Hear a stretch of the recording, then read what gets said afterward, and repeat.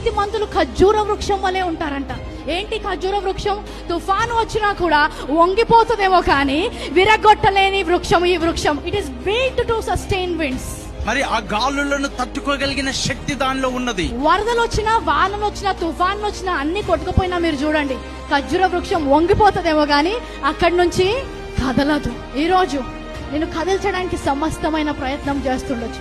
వంగేవమ్మ కాసేపు, that's okay, కానీ నువ్వు విరగొట్టబడలేదు, నీ స్థానములోంచి వెళ్ళలేదు. తుఫాన్ అంటే ఏంటి?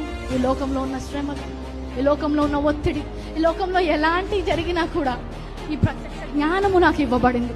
నేను ఎంపిక చేస్తున్నాను, ఈ జ్ఞానములోనే నిలుస్తాను. ఏం చేసుకుంటావో చేసుకో, ఇక్కడి నుంచాను అక్కడి నుంచాను, కానీ నేను ఇక్కడి నుంచి మాత్రము స్థిరముగా ఉంటాను అన్నప్పుడు అపవాదం ఏం చేస్తుందంట? పారిపోతుంది. నన్ను కదల్చలేదు, నన్ను విరగొట్టలేదు, ఎందుకంటే నేను స్థిరమైన విశ్వాసములో నాటబడి ఉన్నాను. హల్లెలూయా.